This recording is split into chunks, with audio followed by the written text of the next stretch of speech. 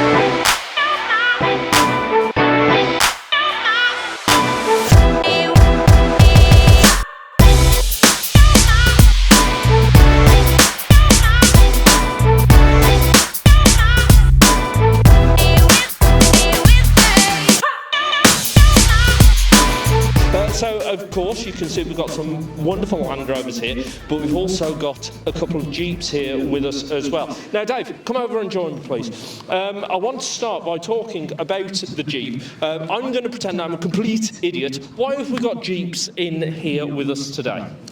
Evolution. The Jeep was the inspiration for the Land Rover.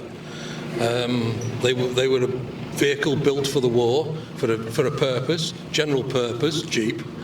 And after the war, there were loads and hundreds, thousands of them laying around. No one knew what to do with them. So people bought them up, took them on the farms, competed in them, trialled with them, drove up muddy hills. And the VAUX family had few on their estates up in Scotland and Wales. And he thought, I've got a car factory. We haven't got a lot to do. Let's make something that will sell to the world. And they invented the Land Rover. Now, one thing that I do know about Jeeps is that some owners are fastidious about making sure that it is purely Jeep, because the Jeep was originally constructed by Jeep, but then, of course, it was also licensed out. You've got Ford doing it as well, because they had to produce so many of them for the war effort. Well, Bantam, I think, started it. They were the first people to build it. They hadn't the facilities to build mass numbers. It then went out to Willis and also to Ford. And there is a difference between the two. There's a little bit of bar under the radiator. There is. One has a square one has a round one.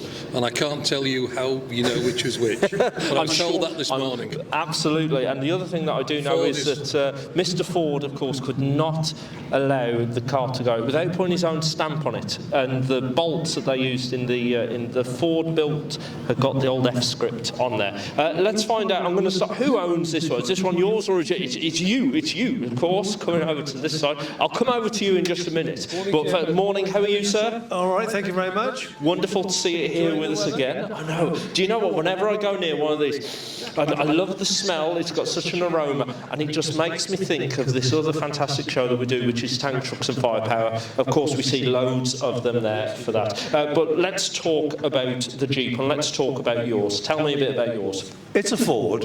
It's 1942. I've owned it for 13 years. Pretty trouble-free. Had to rebuild the gearbox, but that's it, really. And in terms of the running gear, what engine have we got under the bonnet? It's 2200cc Go Devil engine, side valve. And that's it, really. And is it a 3-speed? Indeed, 3-speed box, yeah. With 3-speed box, and we've got 4-wheel drive and the suspension. Suspension, leaf spring all good round. old leaf spring all round, Yeah. so a bit bumpy, a little bit rigid. I think it's more comfortable than the Land Rover. I have a Series 3 Land Rover, and I think the Jeep is more comfortable. I just want to point out that you are at the Gaydon Land Rover Show. You're surrounded by hundreds of Land Rovers and enthusiasts, all of which are now looking at your registration number and will come and find you. Thank you for that. But I'll take them for a drive in it, and they can see what it feels like. I wouldn't take them for a drive if I was you, because I don't think we'd see you again. Now, we're going to move on from... I'll quickly speak to you as well. So what year's yours? Is it yours? Is this yours? You own both of them. He's just driving it. Right, and do you know Allowed what? to drive it. Do you know what? I'm going to come over to you. Who knows what this is, by the way? Anyone tell me what this is? Champ, correct. But I'm going to come to you first. Right. Can I your first say... Tell me more about your Jeep to start with. What do you want to know? Year, spec, how long you've had it? I've had it when I was 18. So about 2 years. And I'm 90 next year, so I've had it a long while. I paid £10 for it. I tell you what, that's not a bad investment. Did you hear that, ladies and gents? You had it when you were 18, you're 90 next year, so you've had that, what, 72 years next year? Something like that, yeah. And you've never sold it, you've always had it? Always had it, yeah. Why did you buy a Jeep to begin with? Was it because it was cheap or because it was fun? What was it? We used to play about with them up the hills and fiddle about, you know. Put on back to a Land Rover, and eventually the Jeep pulled the Land Rover skidding on the road. We're not doing well for the start of a Land Rover show. Honestly, it'll get better. We move on to Land Rovers soon. But before we move on to Land Rovers, I want to talk about the vehicle that you are in here, which is the Austin Champ. I'll be honest, I do love the Austin Champ. I think it's full of beautiful details. I've been lucky enough to drive one of these. Now, the gearbox in this is quite interesting. The reverse gear is mounted on the rear axle, so effectively it reverses the entire gearbox. So you've got 5 gears to go forward and 5 to go backwards. I've been lucky enough in my life to take one of these at about 50 miles an hour in reverse, okay? And that is only really capable and possible because of how well engineered this vehicle is. If anything, it was over-engineered, because the price of one of these, you could have 2.5 Land Rovers. And of course, with that engineering sophistication also comes complexity. The engine under here, it's a Rolls-Royce series engine. They were beautifully comfortable to drive, these things. In fact, when the troops used them, they would fly across the fields, slam it into reverse and get it to stand on its nose. But then, of course, it would also put the vehicle under a lot of pressure, a lot of strain, and inevitably they would break. And because they were so complex, they were also harder to put back together and fix, which is where our Land Rover eventually ran out. I've also not quite worked out what you would do with the half a Land Rover. You know, you can have 2.5 Land Rovers. What do you do with a half? Do I dare say you keep it for the Spurs till you're doing the breakdown? See, we're getting more positive about Land Rover. I'll go and stand with the Jeep people in the corner afterwards. I'm going to say they've come out fighting, haven't they, the Jeep people? They really have come out fighting. Tim this morning, when he saw it, I'm not kidding you, he leaped in the air and shouted, "Yippee, wow!" He was so excited. I love Land Rovers, I adore Land Rovers, but the experiences that I've had in a Champ are just phenomenal. One of the most favourite videos I shot was flying across the field in reverse, bouncing along with the drone chat. It was magnificent. It was fantastic. And the Gaydon Champ Land Rover Show. Yeah. But let's move on, of course, to our wonderful Land Rovers. We've got Huey inside the museum, our first Land Rover, and we've got got... I hope you're all taking it presents. It's its birthday, don't forget. Absolutely. And we've got two of its brothers here, brothers or sisters. You know. Well, this one's very, very close. This is. Right, Tim, how are we going today? I'm good, thanks, Tim. Tell me what you brought in here. Please don't just say a Series 1. Okay, so it's Land Rover number 3. Number 1 is inside, that's Huey. Number 2 was built but has been scrapped or doesn't exist anymore. This is the third one, pre-production number 3. Pre-production number 3. I mean, to give you an idea of how special this is, number 1 is sat in there, and I think I've seen it come out of the museum twice. In all the years, I've been doing this gig now for 12 years, and I think I've seen it come out of the museum twice. This is number 3, and here it is in its glory, wearing the rain, on the bonnet, quite happy to do. How long have you had it for? I got it, I was lucky enough to get it when I was 16. That's 49 years ago. And when I got it, I got it MOT'd and used it briefly, and then tucked it away and got another 80 because I was going to use it regularly and decided this was too special. And then I did it up for its 50th birthday, restored it for its 50th birthday, and the first thing I did was I bought its Gaydon. Fantastic, and now of course 25 years later we're celebrating its 75th birthday. Have you had to do any more work on it since? Have you done another restoration since? No, so the only thing I've done is I've replaced the engine because the original engine had been removed. A factory rebuilt engine was in there, and so I've got exactly the original spec of engine and put it in. So so I did that recently, and it's done about 750 miles since. So we drove it up the M40 today. Bit scary, but we got here. Well, that's okay, because I don't know if you've seen, but the AA are here in their Series 1. Yeah, that'd be good, just in case. Surely, if you're in the same vehicle as them, you don't need to be a member. No, it'd be fine, wouldn't it? Yeah, there's a guy who's called AA Tony. He doesn't work for the AA anymore, but he has helped me previously free of charge. Very good. And my last question to you: when did you find out it was number 3? So when I bought it, or when I saw it, the farmer said it's the original demonstrator. It's number 3. And I don't want to sell it. And then my dad negotiated with him, and my sister lent me the money, and I bought it. But then since then, a bit more history's come out to light. So it's the first vehicle ever registered as a Land Rover, because they couldn't use it. They were to take it to Spain and abroad, and it was because of that they couldn't use it on trade plates, so they had to register it. So it became the first one registered, and it's also most probably the demonstrator from the Amsterdam show.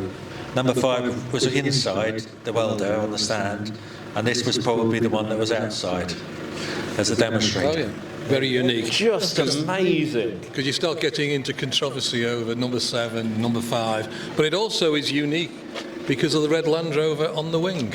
And that's one of the reasons how it was identified as being the one at Amsterdam. So this is what I love about talking to the owners of these vehicles and stuff. You know, me and Dave could talk about these all day long, you know, and literally bore you to the point you go home. But talking to the owners, you find out so much. Go ahead, Dave. Go on. I have a question. Go on. Is the piece of wood between the rear cross member and the body original?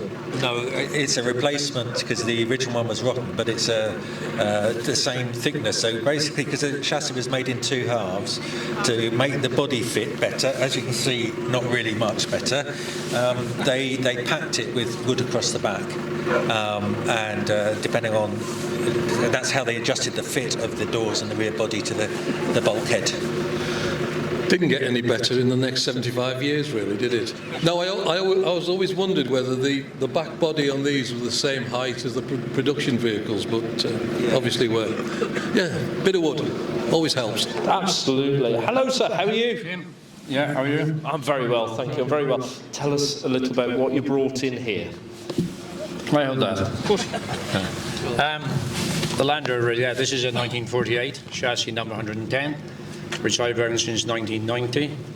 I purchased it because a friend of mine rang me up one day, so it advertised in Exchange and Mart. That's a name from the past, isn't it? And he said, you've got to buy it because it's Scottish the same as you. It's the same age as you. and the guy wants a fortune for it down south, Nick Howard. Keep it in front of you. Yeah. Anyway, we thought about it, but we just purchased our garage in mid-Wales and got no money, and we had to build workshops and buy ramps, pay mechanics. But we thought about it, we thought, well, one day it could be a good investment. Anyway, we spoke to Nick Howard and travelled down one weekend in our Perkins diesel Range Rover and trailer, and we got there, and there was a big line of vehicles outside his house. And I thought, this is going to be a Dutch auction, and I'm in the motor trade to sell vehicles. Anyway, we waited all this time, we went up into Nick's house, all this was in bits all over his garden. And anyway, I said, I'd come to buy it, and he said, oh, you can't buy it, I'm just interviewing you today to see who's the best person to have it. And I told him my history. I was born in Aberdeen, where this vehicle came from, in the same year. And I said, I've got the cash, I want to buy it. I won't tell you what it cost. It was quite expensive, because they were making, in those days, £500, £200 scrap. Anyway, we gave good money for it. Anyway, we went back home very disappointed, because I'm in a motor trade, and when I buy something, I buy it. And anyway, we went back home, and a few weeks later, Nick rang me up and he said, you'll be very excited to know that you've bought the Land Rover. I said, I don't want it. I've spent the money. Anyway, he was very disappointed, and I was only joking, and I said, right, I'm not coming all the way down to get it. You'd have to meet me at Swindon or something. That's how we come to buy it. And I asked him, would he put all the panels back on it, because it was all in bits, and have it running. So we took it home, we used it on our land, we fed horses and sheep with it. It was run and go, but it was pretty rough. It had a hard working life, which all the history's on the side of it. And it went to a laird at Loch Ness as a second owner, where she disappeared from 1948 to 1950. No record. And so anyway, after a while, we started sympathetic restoring it. And I used to sell a lot of Land Rovers, so I put somebody in charge of it. And it was done in several years ago now, and we've used it regular. But all the history is there about it, and you know, it's had a lot of owners and whatever. So, and there's a letter there from the second owner, and he was the laird, and his daughter who used to drive it. And in the letter she wrote to us, twice she turned it over from their farm at Loch Ness, delivering eggs to the village, freewheeling, and she rolled it on his side twice. And anyway, which is quite risky on a soft-top Land Rover, isn't it? Yeah. So anyway, all the history is there about it, and we've enjoyed it, and you know, I don't think I'll do any more though. No, but you continue to enjoy it, which is the thing. Yes. And that's the thing about Land Rovers, is whenever you see, it doesn't matter what's happening with a Land Rover, whether you're taking it off-road, or just trying to get it back on the road, or whatever it might be, the owners are always smiling, always smiling. Well, people enjoy them, and we've had a lot of fun with it, and going around shows, and I could tell you tales about this. And I went to a show have you ever heard of Hay on Wye? Mm-hmm. Clyra went to a show there many years ago, and we were talking to a farmer who was quite quiet and embarrassed. His wife wasn't, and she said that her husband made her pregnant in the Land Rover. Right. And he walked off at 100 miles an hour. Speaking of, I think that was one of the tales. Anyway, so it is a family show, I must remind you. Well, yeah. But boys and girls, ask your parents about that. Thank you so much for bringing it. How does it feel to be sat in a vehicle that's celebrating its 75th birthday with one sat just inside there, exactly the same as yours? I've had a good look at that. Yeah, it's lovely. It's wonderful, isn't it? I've been in the Land Rover trade a long time. I know most of the Land Rovers are around, but a long time ago. Fantastic. Anyway, thank you. Thank you very much, sir. Wonderful, wonderful to meet you. Now, we were just talking about children and so forth. We won't go into details. I'm coming over to you, Carl, because your new addition, you've retrofitted the baby seat into your Series 1, and Dodo has been part of your family. Was it your father's vehicle? Now it's yours, and no doubt one day it'll be your new little boy's as well. Tell us about Dodo. Yeah, so at the start of that story, I was in much the same position Jacob was right now 35 years ago when my dad was restoring Dodo. And then 5 years ago, it was time to restore Dodo again because he'd just been used and, dare I say, abused, but just being used as they were meant to. Bought in 1965 by my father, along with the Rover Scouts group that he ran for Leicester. They had it as a syndicate vehicle for about 10 years. And after that time, he took over sole ownership and has had ever since. The stories since then, well, we haven't got enough time this weekend to tell all of them, but it's been all over the world, I could say. And then my turn to learn to drive, break it a bit more, as you do as a young driver, and then put it all back together again. But they're a big Meccano kit, so you can do that. Absolutely. Now, not only are you a proud owner of Dodo, and obviously a proud father of Jacob, but you're also a proud member of the Series 1 club. Dodo, very active member, you are too. You've got your own show coming up later this year. I mean, you have worked for many years now producing videos, how-tos and so forth, of which Dodo is often the vehicle that we use. Yeah, that's right. You may recognise the distinguishable red wheels. We've got a YouTube channel with the Series 1 Club. We've tried to put a few vehicles together with your help, Tim. Well, great help, actually.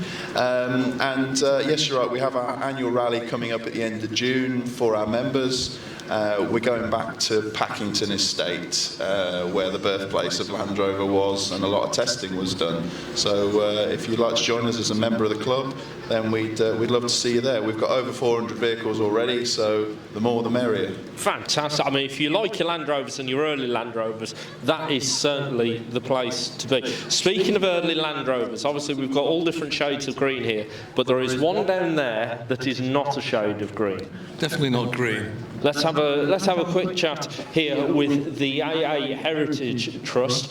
I'm going to pick on you. I'm going to pick.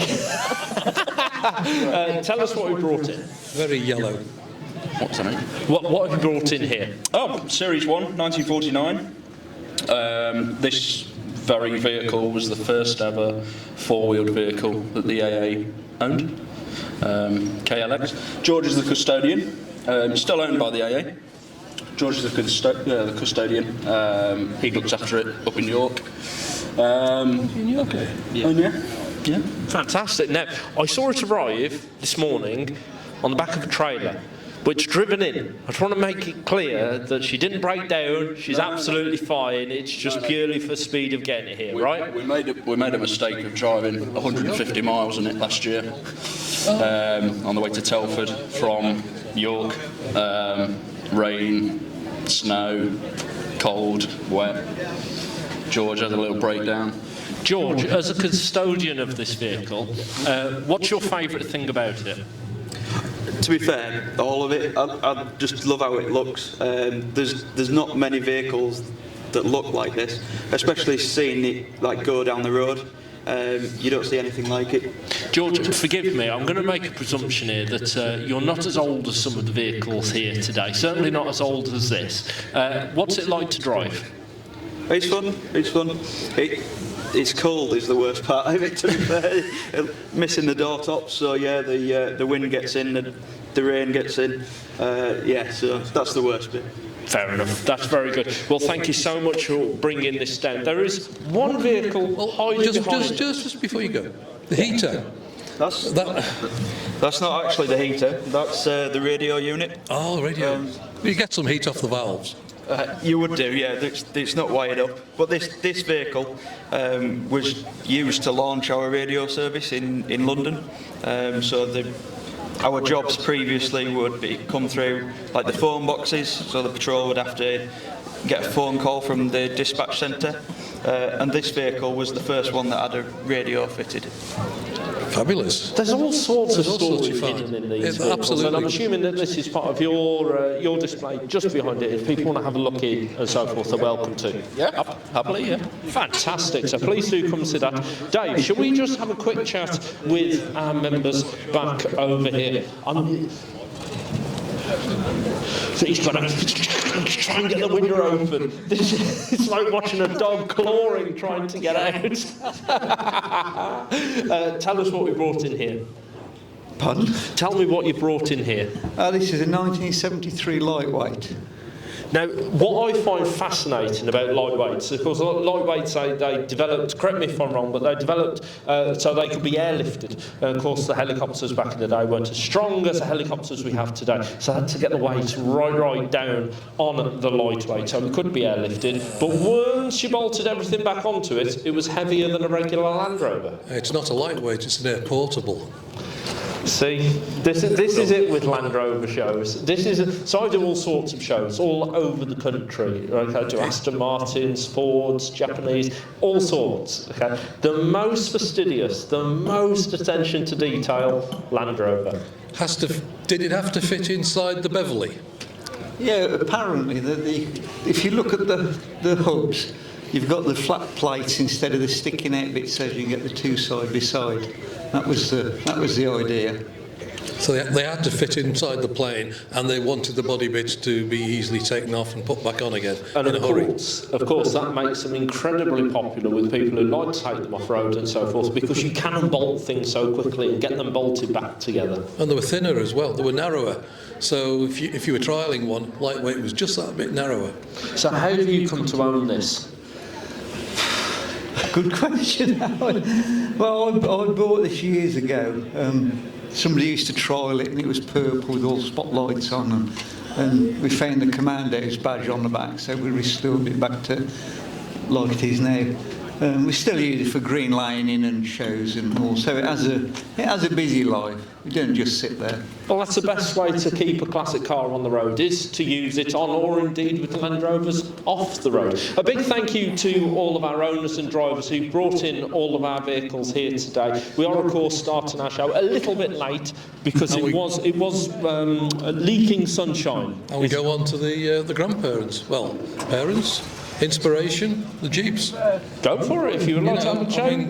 I had a chat with them earlier. I know you did. They managed to upset everyone. We have to remember these. Not everyone. And they're all part of the Military Vehicle Trust. We are. Thank you. Which is another club dedicated to military vehicles, as well as Jeeps, Land Rovers, your favourite, Champs, and so forth, and everything else.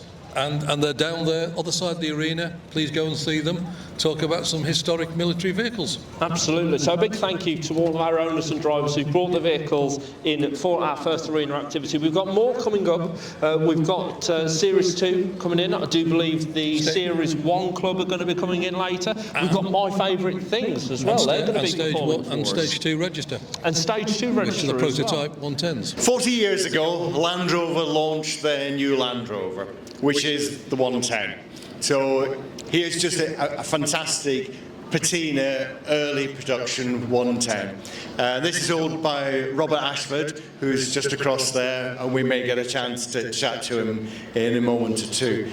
He's got a 2.25 diesel engine, fabulously slow, but one of those engines just feels like it's going to keep on going forever. Fantastic. In fact, Robert has just cracked up behind Look us. at that, creeping in behind. Come here, sir, come here. So this is yours. Yes, it is. Tell me a little bit about this. Do you know about all of these lovely scrapes and have you put all of these in, or previous owner? I bought it in 2015, and it's working in original condition. I saw it on eBay, and I was just looking to the pictures of it. My brother found it for me, said, here's a 110 for you. I was just looking for the pictures. I saw the body up, and I thought, hang on a minute. I recognise that engine, it's a 2.25 diesel. So I got the slowest 110 in the world.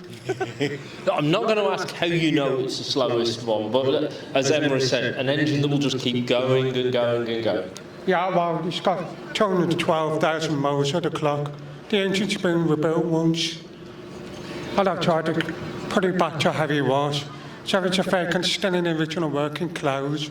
So it's got that thing called patina, which everybody likes. Absolutely. Well, I think this looks fabulous. I think it looks absolutely fabulous. All of these vehicles, of course, once upon a time, they would have been as shiny as new as Huey is inside the museum. But all of these lovely little blemishes on the paintwork, all the little dinks and dents down the side, every single one has got a story. It shows that they've had a life. I can't find out exactly. But this vehicle was registered in March 1983, which I believe was a low of the 110. I can't find out exactly. It's not a pre-production. It's not a pre-production, is it? No, not pre-production, but very early production, and a lot of interesting features. We've got the plastic front Land Rover grille, just a whole series of features which were soon modernised within the next year. Fantastic. Well, enjoy your vehicle. How long have you had it? Since 2015. So you've had it now coming up to 8 years, somewhere around there. Any plans of selling it? Yeah. You're going to sell it? He's going to sell it. Maybe to me. Okay. Maybe to me. Let's move down the line here, Everest. This one, moving away from the box body on the back there. Of course, this an open back. Tell us a little bit about this. Okay, I am responsible for this vehicle. This is actually a Range Rover. Don't think of this as being a Land Rover, it's a Range Rover. We call them Stage 2s, but when the coil spring Land Rover was being developed, it was actually based on a Range Rover. And the very first hybrids were built on Range Rover chassis. So as a nod to that, I wanted to build a hybrid exactly like that. So this is a Range Rover chassis, completely unmodified. All I've done is put Land Rover Series 3 bodywork on it, and that's exactly what the original hybrid mules were built like. So you started with an early Land Rover? It's an early Range Rover. Well, 74 Range Rover. So that would have been, if I'm right, would have that still been a 3-door? Because I didn't bring out the 5 doors for around the 80s, wasn't it? Yeah. So yes, a 2-door Range Rover. 2-door Range Rover, of course. Early Range Rovers, people see Range Rovers now. You've got Range Rover registered just behind us over there. And you see Range Rovers and you think very, very plush vehicles. You know, ultimate luxury almost. You know, some of them almost like they want to rival Rolls-Royce in that pinnacle of luxury. But the very early ones were not like that at all. No, the world's very much changed. The Range Rover now is a premium SUV. Back then, it could still potentially be a working vehicle, maybe a gentleman farmer, but certainly it was luxury compared with a working vehicle like this. Fantastic. And why did you want to build this? Why didn't you just buy one? It's a very good question. I've been fascinated by the early development of coil spring vehicles. I'm responsible for some of the development of the Stage 2 register. So it's a group of enthusiasts who love these early coil spring vehicles. I've been inspired by it, and I wanted to really see what was in the minds of the original engineers when they wanted to develop a vehicle like this. I've become the public face of the Stage 2 register, but there's a lot of people in the background who've done a lot of background work and research and shared my enthusiasm. We've got Charles Crossman, who's... Where's Charles? He's just round the corner there. And Charles was one of the early pioneers for building enthusiasm for early coil spring vehicles. And this is a perfect year for it, because we're celebrating 40 years of the 110 launch. There's so many birthdays, and there's 75 years of Land Rover, 40 years of the coil spring launch. Did you drive the 3-door before you took the body off and dropped this body on? No, it came to me as a rolling chassis, with the bodywork had already been taken off, probably quite a rusty bodywork, and I bought it as a rolling chassis. So I wasn't actually destroying a good vehicle. No, the reason why I ask is I'm interested to see if there was any difference in its driving dynamics, if there was any noticeable differences. Of course, it is only a body swap, but is there any differences with having the 2 bodies on top? It still feels like a Range Rover. At speed, it's still a Range Rover. It's got the same sort of characteristics. The 100-inch wheelbase is wonderful. A 90 feels quite choppy. You know, you go over bumps and you really feel it. The 110s feels a lot bigger, less manoeuvrable. So when you drive this, it really feels like a perfect Series 3 and yet also a Range Rover. Fantastic. So I absolutely love it. It's such a nice vehicle to drive. I mean, of course you're going to be enthusiastic about it. You built it, you're part of the club, and you know, for you, the perfect Land Rover, as you just said there. I'd be interested to see you put that against other people's Land Rovers, who, of course, they feel is the perfect Land Rover. Well, yeah, but I no longer own this vehicle, and Ian, who does own it, is over there, and I think he thinks it's the perfect Land Land Rover. Is it the perfect Land Rover? Remember, this is a 360 camera, so right now it's going round to you.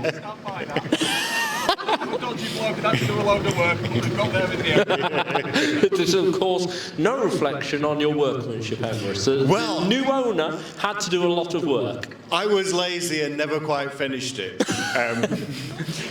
So my enthusiasm was for basically building it, and as a concept, could I get Series 3 bodywork to fit on a Range Rover chassis as had been done in the experimental workshops? And the answer is yes, you can. It fits beautifully. You can do it without modifying the chassis.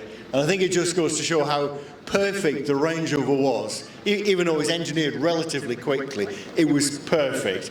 And developed in the late 60s, and that basic engineering continued all the way through to the very end of coil spring utility Land Rovers. So it's remarkable that engineering was that good that it could still be viable for so long. You know, just behind us over here, we've got the Range Rover register just behind us by the entrance there. We've got the P38 South Coast over there, all of which are Range Rovers, and all of them just heard you say the Range Rover was perfect, and all of them are now jumping for glee. They're so pleased. I aim to please. Fantastic. Right, shall we carry on moving down? Now, whose is this? Is this one yours? I'm going to steal that microphone from you, if that's okay. I'm going to come over to you, sir. Tell me about this. Well, this is basically the poorest Land Rover 110 because there's zero options on it, apart from it's got the tilt. The seats are very basic, square military style, 2.3 petrol. So basically as cheap as it got, apart from the truck cab. Now, why did you buy the base of the base Land Rover? Well, the main reason is the number. I used to have 822, and I saw this, so I thought, well, I'll have that. And then I realised a bit more about it. Okay, so you bought it because of that, and then you've realised more and more about it. So it was originally on an estate in Sussex all its life. I don't know, gamekeeper or something, because it's light use, and I suppose again because it was a gamekeeper, they didn't want to spend too much money. No, of course. I mean, if it was bought by a company, then you have to justify every penny. It's a giant manor estate, you know, so they wouldn't. How long have you had this for? About 15 years. So although it's the poverty spec, it's obviously done something right to keep... it drives lovely. Yeah? Yeah, I like being Plevis. I've always been the poor relation to Charles, and he's got the station wagon there, so... It is a glorious looking thing. We'll come on to that in just a minute. So you've had it 15 years, obviously it's doing something right there. How does it compare to other Land Rovers that you've driven or been in? Well, I had a new Puma, and I didn't like driving it. I like driving this. So that says perhaps that, doesn't it? It's really that comfortable? Oh, yeah. Yeah, the Puma was clunky. Yeah. Didn't like it. No, fantastic. Glorious to see this. And I do love bare basics cars. There's just something beautifully honest about it. There's no power steering, nothing. I'll have a quick look. I mean, those seats are very reminiscent of a Series 1. Yeah, they're sort of military grade, so yeah. They could be better. They could be better. Yeah, but they don't need to be. Wonderful to meet you, sir. Thank you very much for bringing this in. Let's move on to... Is it Charles who owns this one, is it? Is this you? Charles, lovely to meet you. Hello. Thank you very much for bringing in your station wagon. Tell me more about this, sir. Well, first of all, can I say welcome to Land Rover's Forgotten Land Rover, the very early 110 with the slidey windows. And I'm glad we're giving it some publicity today. Absolutely. Most people call them Defenders, which they are not. So what do you want to know about this then? Tell me all about this particular car. We've heard much about the history of these vehicles. Okay. Tell me about this particular one. Okay, well, most station wagons that were sold were county station wagons, and they were looked after by their owners and polished at the weekends. The non-counties were not very numerous in the first place, and they were beaten to death by people who didn't own them. They just used them on contracts. So there are far less non-county station wagons than there are counties. I'd like to say I found this one in a field being used as a hay store, which is exactly the truth. And how many hours, if not weeks, months, years have gone into bringing it back to its condition. I've only had it 10 years. I mean, it's fairly quick, isn't it? Yeah, it is. It is. What engine have we got in this one? This is a standard 2.25 petrol, original engine, number 83, and it's unusual because it's got selectable 2-wheel and 4-wheel drive, where most 110s are permanent 4-wheel drive, and they sold only a few of these with the selectable 4x2s, and there's only a few left. So this is a very, very rare example. Everybody says they've got a rare Land Rover, but this is fairly rare, yeah. For the naming, the design of it, the options on it and so forth. Yeah, it's quite rare. I've got a rarer one at home. This is that you say, I've got a rare one, but you also see this really rare one that I've got back at home. Yeah. Why did you go for this? What was it about this that you wanted? I just saw a 110 in a barn many years ago, and I thought, what is that? With its funny sliding windows, but looking like an early Defender. And since then, I've just started to learn more and more. Emrys set up the Facebook page, and I moaned on the Facebook page that Land Rover were not remembering the 40th anniversary of the introduction of the 110, which is why I call it Land Rover's Forgotten Land Rover. So we're trying to give it a slightly higher profile with the massed crowds around this arena. Well, the weather's not helping, I'll be honest. Yesterday we had glorious sun, and it was absolutely singing with the amount of people here. It's nice to be able to talk about them with their owners. No, but I bet many people around here now would look and they would not realise what it is. They would look at it. I certainly would. At a quick glance, I would look and think that's a Defender. You say it's Defender, yeah, and I would not speak to you again. But of course, as we found out today, Land Rover's Forgotten Land Rover, celebrating 40 years of the Coils Spring Land Rover. Yeah. Fantastic. Charles, lovely to meet you. Thank you very much for bringing this in. Ladies and gentlemen, those of you, the few of you that are around the arena, I know the weather's working against it. Could you give the owners' drives here a quick round of applause to mark 40 years of the Coils Spring Land Rover? Thank you for organising. No problem. Well, I was not expecting to see these here today. Very rare. As rare as number 3 in many ways. And important. Absolutely, absolutely. Of course, we're celebrating so many milestones for Land Rover, 75 years of Land Rover, 40 years of Coils Spring. And it's a bit sad that a few weeks ago we learned that the Land Rover brand, as it were, is about to be retired, or is retired. Well, we'll just have to call them Jeeps, won't we? We're not going to let that go, are we? We are not going to let that go. Who knows what JLR over the fence are doing? Rumours are rife about what they're going to thinking about, and who knows. We'll have some Grenadiers in next year, shall we? Let's really stir it up. Rather you than me on that. Although I am still interested in that vehicle, I'd quite like to have a good look around. Interesting motor. Yeah, it is. I think it's fabulous. The motor industry is that diverse, and we can see that kind of thing. I really do. But I think we also need to mention the Morris Minor, which also is 75 years over this year. And we have a fair collection of over in the corner by the collection centre, and I'm sure their owners would love to talk to you. Absolutely. The history of the Morris Minor is, it's interesting. It's as interesting as Land Rovers. They're giving us hey, Morris, do you want to come in the arena later? Yeah, all right. We'll have the Morris Minor a little bit later. Excellent. Also coming up for you later on, ladies and gents, we have got another live music set from My Favourite Things, and that's the name of the band. It's not just me saying my favourite things; they are called My Favourite Things. They sounded wonderful earlier. They certainly did, and played one of my favourite tracks, but it wasn't by Janis Joplin, but they were good. They were good. Don't be mean, don't be mean. James, just before we come off microphone, I'm going to welcome you to the microphone very, very quickly here. Hello, Tim. You must be pleased to see these. I'm delighted, actually, and all credit to Charles and the other members of the Stage 2 register for getting these things here.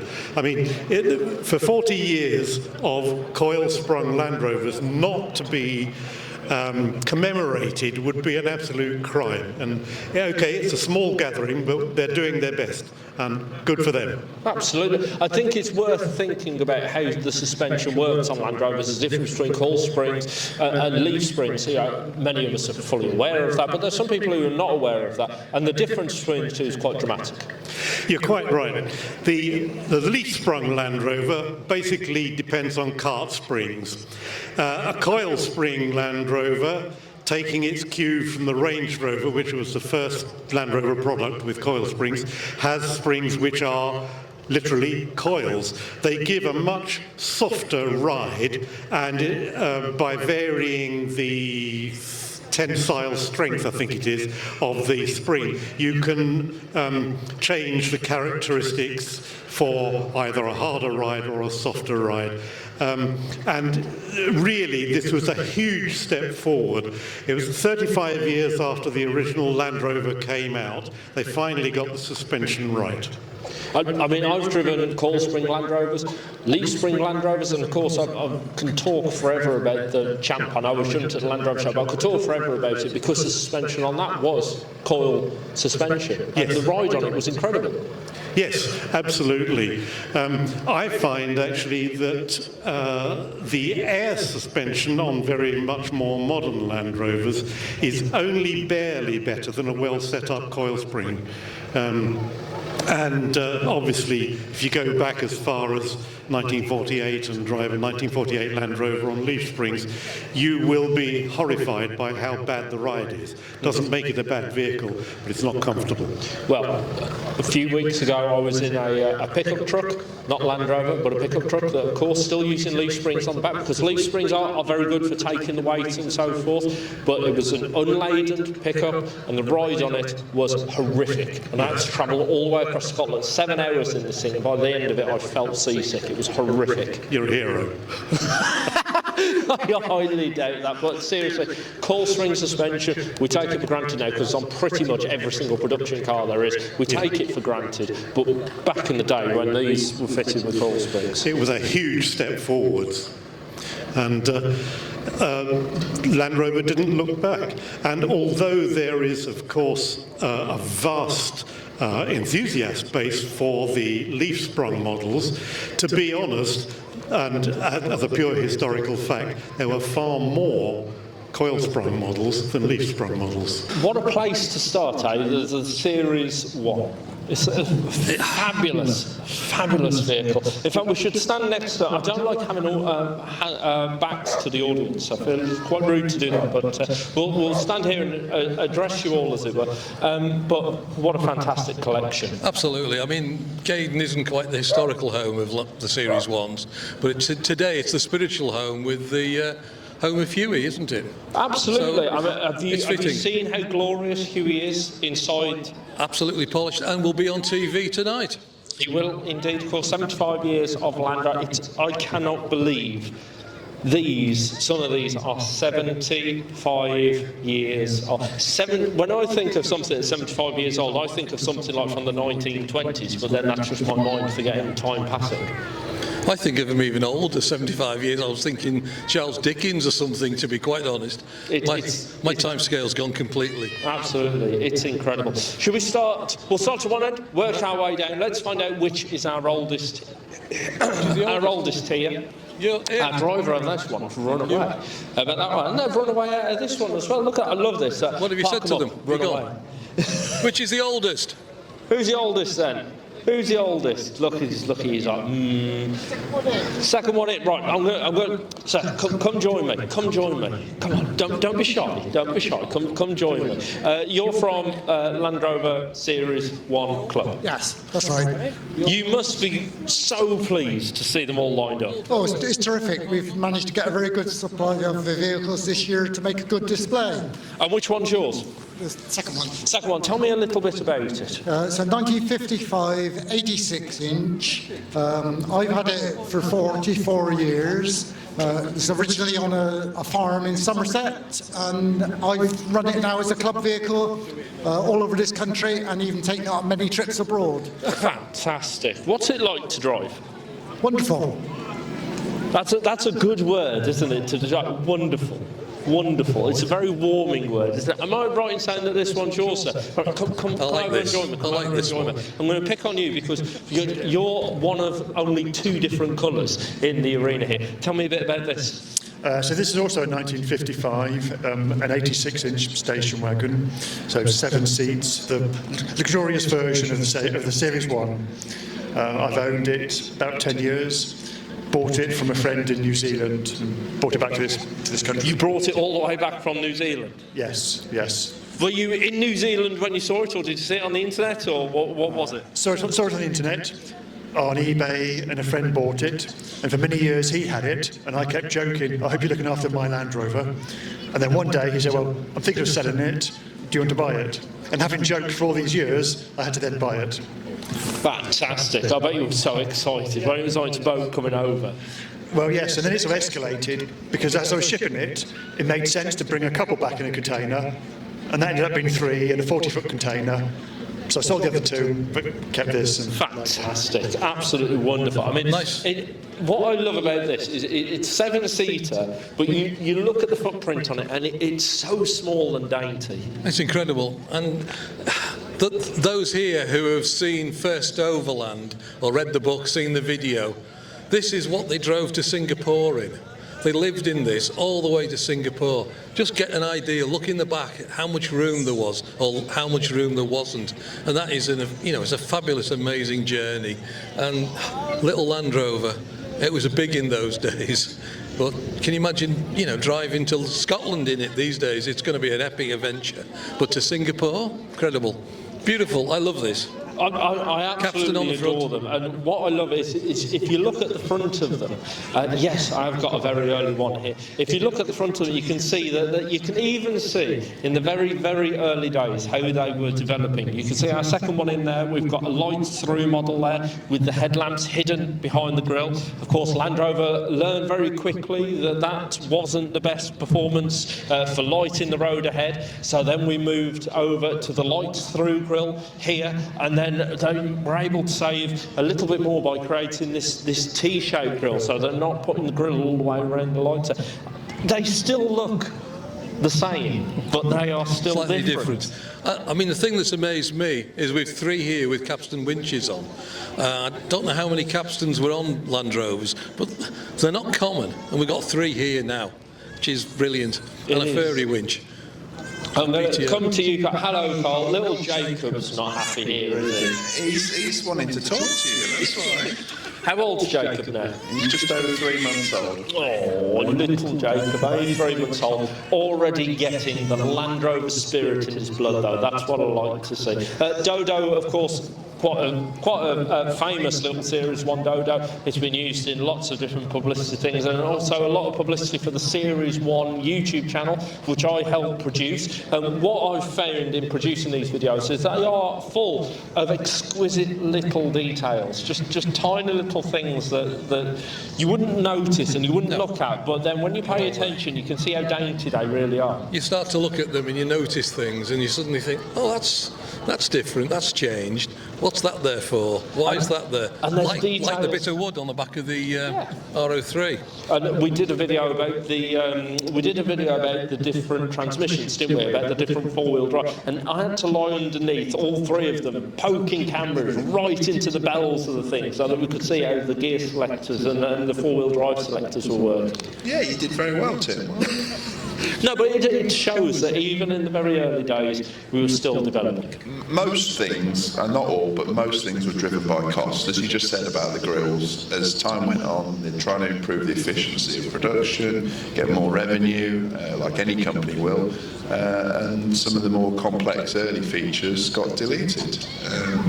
And that's just the nature of development and business. It is indeed. Right, let's move on We got the lights on the bulkhead, which again was deleted and went onto the front. So what year have we got here? 1951. 1951. So we're going a little bit further back now. We're getting close to our early one. We've got lights on the bulkhead with this one here. Tell me a little bit about it. This belongs to Sue Cummins, her dad. He's had it nearly 40 years, but it's been off the road for a few years, and a little job turned into a big job. So we've just had 8 months rebuild, and we finished it Saturday. Fantastic, as in 2 days ago. Yeah, brought it yesterday. Brilliant, that's Absolutely excellent. brilliant. I love that, putting all the work in and then getting it here for the show. I love that. Let's move down a little bit. I'm really interested to get to our lights through grill, but first let's talk about this one here. She's looking a little bit bruised, this one, but she wears her scars proudly. Tell me about this. I bought her in 1990 to do competitions within the Land Rover clubs. So she's been trialled for at least 20 years doing all national events and stuff. So she's sort of gone into retirement now, but been doing the pattern with Dave this last year. So yeah, so she's coming out of retirement to do a bit of off-road, but I use it regularly, you know, trailer towing, you know, out in it every week. So. What have you done to this to improve its capability? Because it stood away from it, it does look like a Series 1. But then when you actually get closer, you can see that there are a few details in here that are far more modern. Yes, there is, and try and keep it quiet from the Series 1 club. It's got a lot of Series 3 parts in it, a lot of later things, which was the thing that was done in the 80s and 90s, you know, using the newer parts to get better steering lock, you know, and try and make it more competitive. So, and that's the things that were done at the time. So, and that's how it stayed. And I'm not going to put it back to original. It's gone too far beyond that point. But it's different. It just shows another aspect of sort of Series 1 ownership, you know. I think that's an important thing. I think these cars have all had lives, and this one has very certainly had a life. You know, it's got its little dents here and little scratches there and so forth. And a few bigger ones there. Yeah, I wasn't going to point it out, but as you have, you know. It's got one of the most popular modifications on any series. They've got 90 mirrors. Good knowledge that. I wouldn't have spotted that. That's very good knowledge that. But all of that shows that this vehicle has had a life. It's had various different lives, and all of these vehicles have. Dodo, for example, was Coils' father's Land Rover, which is now his Land Rover, and little Jacob is, one day it will be his Land Rover. Incredible, so isn't it? Yeah. Had lives. A full life. I'm going to come to you last, if that's okay, but I'm going to come to you next. Tell us what you brought in here, sir. This is my 86-inch, which I've owned since the late 1980s. What year is it? 1956. 1956. Why have you had this car for so long? This is actually my second Series 1. The first one I bought was ex-civil defence from 1957. This I sort of restored to off-road, which I have done.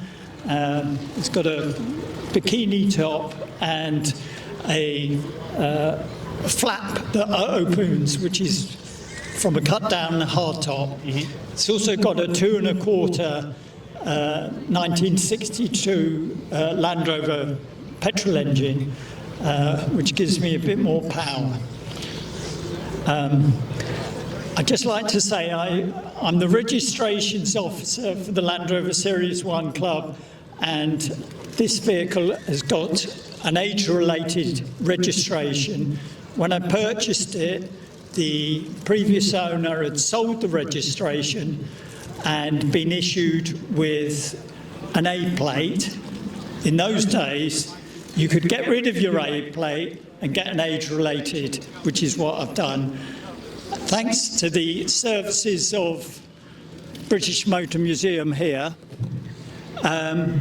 you can get a heritage certificate which proves when the vehicle was built, and apply through me to DVLA, and you can get an age-related registration. Fantastic, fantastic. So for the purists, there's a few bits on there that aren't quite original, but still you see it, and you see a Series 1. And now we come on to, well, I believe this is our only light-through that we've got on display in the arena now. What year is this? 1950. 1950. It was registered in February 1950.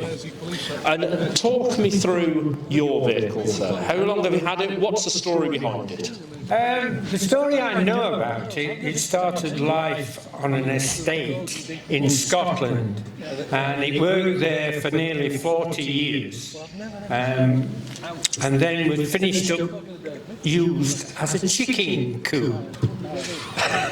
That's the story goes. I bought it from a salvage company in Sheffield around 32 years ago and totally rebuilt it. and we love it. I would expect it would need a rebuild after being used. I also know that the black lab in the back, he heard chicken coop, like, chicken? Where? Oh, hello. Hi. What's your name then? Yes, hello. Hello. Hello. Oh, yes, kisses. Yes, do you want this? What's your name then? Austin. Austin, hello. No, you can't come on the microphone. Austin. No, I'm sorry. You're lovely, though. You're lovely.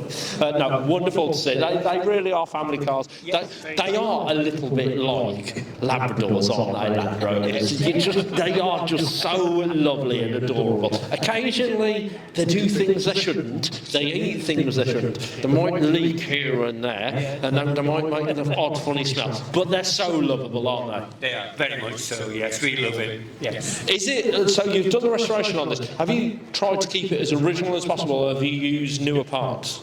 It is original, apart from the engine is a slightly later 2-litre engine. Because originally they were 1.6 units, weren't they? And they had something between the gap in the cylinders where they're almost like a foot shape, aren't they? The cylinders, and they had to move them apart very slightly. Yeah, that's right. This is slightly later 2-litre one, and it's very good. The original engine was in bits in the back of the Land Rover and totally red rusty. So it got scrapped. But it's still got the right engine for the car, which is fabulous to see. I have to say, just stand back and look at them. It's brilliant, isn't it? Wonderful. It's fabulous, isn't it? Absolutely wonderful. I have a 2-year-old daughter, okay, and if I was to say to her, draw a car, she'd draw this. She would. It's a car. There, that's it. I mean, the ITV people were asking me why people love Land Rovers, and I really couldn't come up with an answer, because there's so many reasons. Well, let's ask people, why do you love Land Rovers? Anyone, shout something, why do you love Land? They're all running off now, they're like, no, not talking to him, no way. But there is something about it, it is. Every reason you can think of. They are the Labrador of the car world, Yeah, they are. You just absolutely love them. But what a collection. Not one the same. No, not absolutely. even closely the same, Absolutely. apart from the Land Rover. Yes, indeed. The only thing That they badge. share in common. But even still, you look at the badges are all different. All the badges are different. Yeah. Even the badges. Yeah. Solihull, Birmingham, no name. Exactly.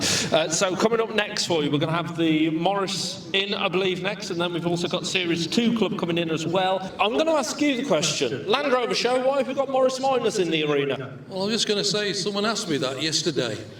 They're 75-year-old as well. And Are they really? They're part of motoring history. They're as much as a British institution like the Land Rover. People love them, they build them, they restore them. They've got a fascinating history. They're the everyman's car, where the Land Rover was the everyman's utility. He's nodding, he agrees with that. That's quite a statement there, Dave. That's very well put. A Morris Minor 1000. Beautiful, beautiful. The black with the burgundy interior. It's just such a classic combination, isn't it? Tell me about this. Is it a Morris Minor 1, 2 or 3? So it's a 1000, 1962. So it's a Mark II? No, I can't remember the dates. Yeah, various. No, it's kind of the 1000 was kind of a separate, wasn't it? 58 went up to Series Mark 1, didn't it? Can I just say that you know you're talking to a Land Rover fan. So is that Mark II? I did my homework. Every single detail to get it absolutely right. I did my homework, but it's in the book in the car. You thought you were coming in for a nice, quiet, nice, easy chat, nice and fun, upbeat. He's there. So, tell me everything about it. How much talk has that got to be tightened to? No, tell me more about this. So, I've definitely got the scruffiest one of the set that we've got here, and so very much my run-around car. It's the car that everybody comes up and goes, I've got a story about that. My dad had that, my mum had one of those, my granddad had one of those. I like that. And so it's something so easy to use, and same as the Land Rovers, really. The same sort of spirit underneath it, really, in terms of utility and practicality. So why have you got it? I wanted something that I could learn to fix. I work in doing technology things during the week, so I wanted to do the complete opposite end with kind of something very analogue and very much that I could sort of tinker with and hit with a spanner. And you didn't fancy a Land Rover? It was on the list, I couldn't afford it. So, yeah, it's still on the list. I reckon these are going to go up in value. I reckon they're going to absolutely soar, because you can still pick these up for relatively reasonable money. Relatively reasonable money, yeah. In this sort of condition, I think you're looking about 5, but you can pick them up for anywhere between 3 and 4, really. Yours was 2.5. Okay. Sorry, did you just say 5 in this condition? I mean, that's incredible. That's the traditional Morris Minor. Wouldn't you say that that is a gorgeous-looking car? I would expect, a 1 in front of that. Well, very nice of you to say. To answer your question, take his money now. 62, which is this one here, Mark 5. Mark 5. Mark 5. That was the last iteration, really. And yours? 1967, so it'll be a Mark 5 as well. So. And tell me more about this. Tell me what you've done, because this is in fantastic condition.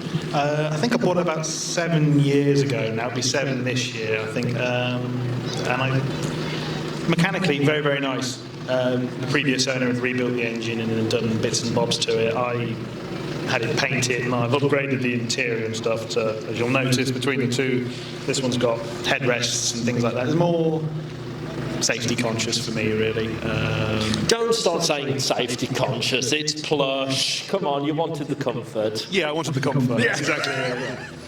No, it's glorious to see. Absolutely. Yeah, this colour scheme works very well. For those of you around the arena who can't see, this black with the burgundy interior, a beautiful combination. This blue on blue with that dark blue pinstripe is beautiful, as is your. I mean, they're all the same car, but they're all looking very different. Well, this lilac with the white cream interior, very special, very lovely. I wasn't expecting to see you stood next to it, sir. I'll be honest. A Morris 1 million.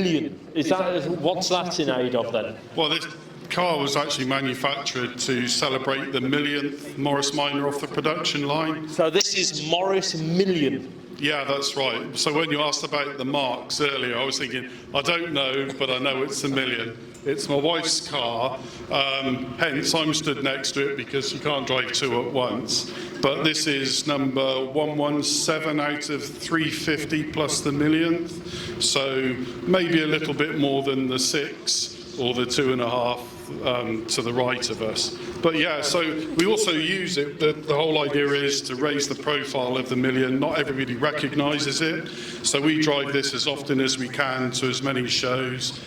Went to Normandy last year, we plan on going abroad on it again. And it went really well. 948cc engine, dynamo, drum brakes, does the business. The best way to keep a classic car on the road is to use it on the road. Yeah, so if you keep using it, it almost speaks to you, it tells you when there's something not right, you hear the squeaks, you hear the rattles, and you think something's changed, and of course you do need to maintain them regularly. So of course things like the trunnions, greasing, you actually have to get a grease gun out, oil every 4,000 miles. Fantastic. They'll go anywhere you ask of them if you look after them. Fantastic. And I can see with that little traffic agents down there as well.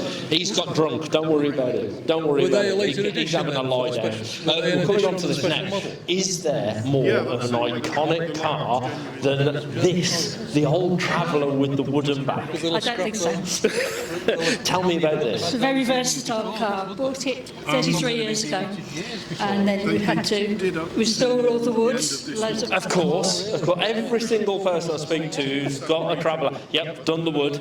It's part of the structure, so it's got to be okay. Absolutely. People don't necessarily realise that. They think it's just cosmetic, but it is structural. Definitely, yeah. Of course, wood as a material, it's used in other vehicles. Morgan's just down the road from here in the Malvern Hills. How long have you had this? 33 years. 33 years. On its 21st birthday, I bought it. Oh, that's glorious. That is glorious. I do love the travel. I love the barn doors on the back. Of course, the wood is such a classic feature. Yeah, absolutely, absolutely. And how often do you have to maintain this wood? Is it as simple as varnishing, or do you have to sand it down and revarnish? Sand it and stain it. I stain it rather than varnish. You can't say you do that for many cars, can you? My good friend who's up there on the hill, Tom Benson, he had a car in for restoration after it had failed its MOT for woodworm. For wood? It was I would woodworm, love to see that structural on an woodworm on the MOT. Yeah. What a fantastic life. Now, we come on to this. We had a photo with this earlier with the AA van. Tell us more about this. So this is Miranda, and celebrating 75 years Morris Minor and Marie Curie. So Miranda is travelling the country this year raising money for Marie Curie. Fantastic. Now, if people want to donate, where do they do that? There is a Just Giving page. There is also her own website, but you can scan the QR code on her boot, and that will take you straight to the Just Giving page. Have you got a target? As much as we can. Fantastic. Well, how far have you been in it so far? She's probably done nearly 1,000 miles. And how far are you hoping to do?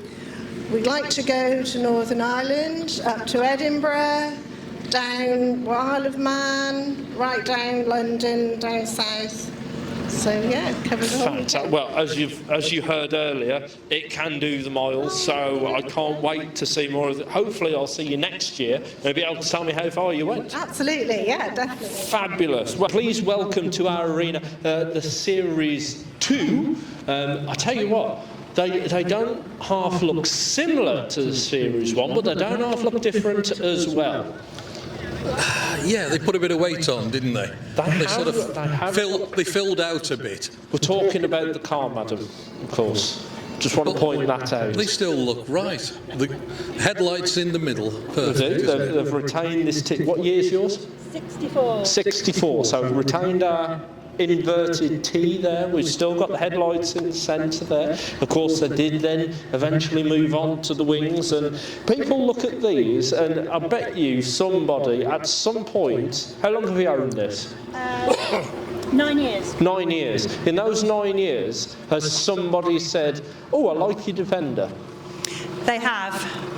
After you slapped him, what did he say? And then I just said they have. No, let's start with talking about this. This is a 1964 Series 2. Tell me more about this. So I bought her in the rain, in the dark, on a November evening, and got her home and realised she went sideways and not frontways. Right. And knew I had to restore her completely. So I restored her completely, over 500 hours, and restored her. Good. And did you do a lot of the work yourself? I did everything myself, apart from the top coat, which was painted professionally. And the guy that painted it, he kept on giving me back my bits and pieces and sprayed it with black silk paint every time and said, "Go do that again." So I had to rub it down again. And then after the third time, he said, "I can't paint it." So that's why it's pretty shiny. Wow. I mean, the paintwork is glorious. It's a fantastic example, this. It looks absolutely pretty. Dare I say that she looks as good as Huey sat inside the museum. Thanks, yeah, thanks. It is glorious. Choking up. Sorry? Choking up. No, it is very good on you, because a lot of these vehicles, most of these vehicles, will have had to have gone through restoration in their life. A lot of them have been working vehicles. We heard quite a few of them have come from estates and so on and so forth, and they have been working vehicles. Is this the case for this one? This was an MOD vehicle and was slightly red, slightly burnt, and been living under a glass canopy for 12 years. And so when I got her, you could scrape your elbow on the paint. But mechanically she was all right, just restored bits of that, but took her apart and put it back together again. Fantastic. Engine? 2 1/4, and original. Everything's original in it. Fantastic. Absolutely glorious to see. What's your name? Sorry, Melanie? Lara. Lara, thank you so much for joining us in the arena, Lara. Isn't that fabulous? Don't you think? Yeah, beautiful, isn't it? You know, it's everything a Land Rover should be, whether it's a Series 1, Series 2 or a Series 3. Absolutely. Now then, sir, talk to me about yours. This is a 1971 genuine factory conversion doormobile, one of the last of the Series 2As. Left the factory in June 71, registered in early September 71. I bought it in 2016 and it's been completely rebuilt. And so I've seen this vehicle before. If I remember correctly, it's an arch-over pop, isn't it, rather than a lift? Absolutely right, yeah. And if I remember correctly, that is a fiberglass roof. That's the bit of fiberglass and is absolutely original doormobile. Fantastic, and there's a good reason why I remember this. I've also got a doormobile camper van, VW camper van, and the roof has sagged slightly where the cooker sat underneath and all the heat got into it. So I am immensely jealous of his original fiberglass roof, because mine's a nightmare. It's cost me thousands to get it restored. Again, please note the 90 mirrors. Yeah. You know, standard. Yes, I do know. Yeah. But... And hinges.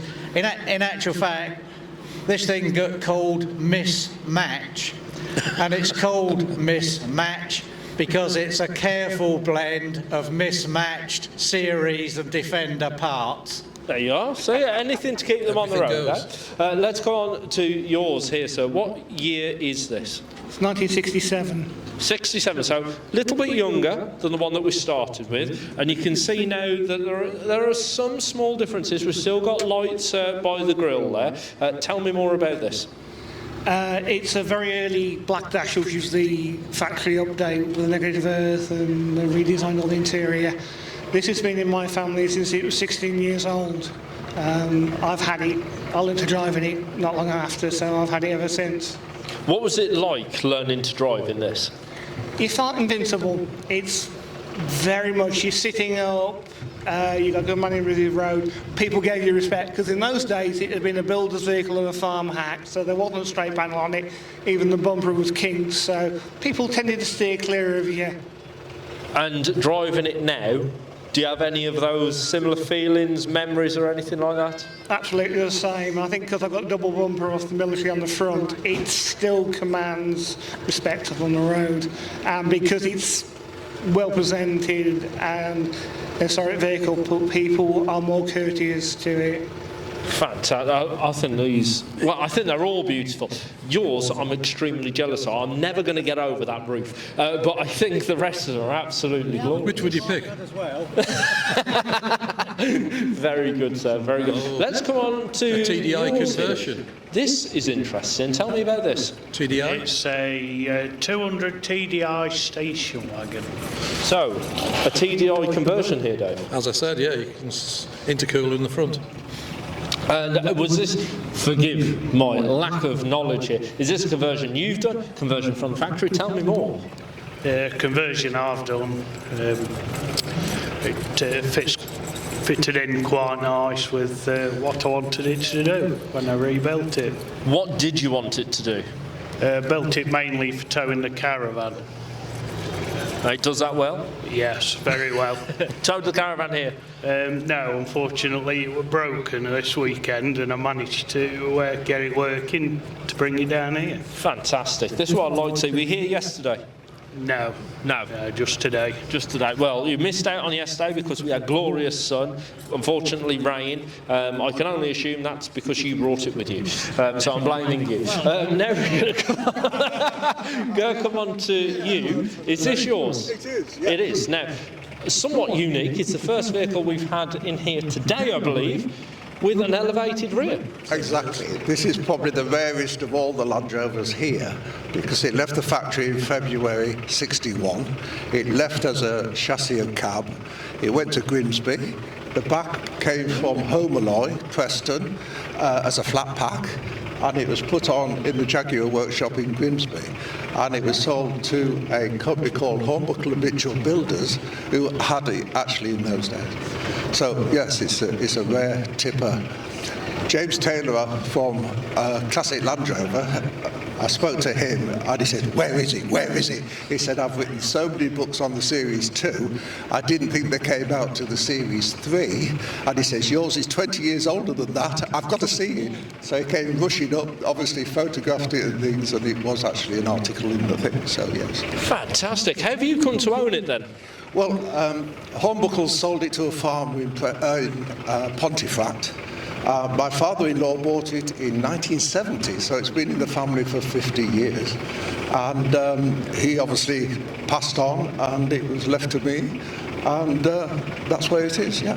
Fantastic. I think it's worth thinking about. I mean, we've talked about sort of the working vehicles, how they come from estates and so on and so forth. Some of them, you know, they're being used by people who don't own them, so they do beat on them and they do work them hard. This would have been worked hard. I mean, from the factory, it's left as a cab chassis. It's had that tipper body put on the back of it. This would have had to earn its keep. And there are many vehicles just like this, lorries, commercial vehicles, vans and so on and so forth. We see it all the time, a knackered old transit, and as soon as they're worn out, they're scrapped, they're got rid of. So the fact that this has survived is amazing. Yes.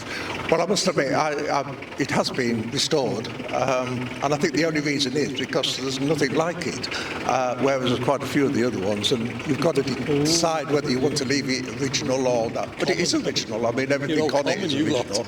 I've got the original chassis because you could get at it. So my father-in-law red oxided it and hammerite it, so it's not a new chassis.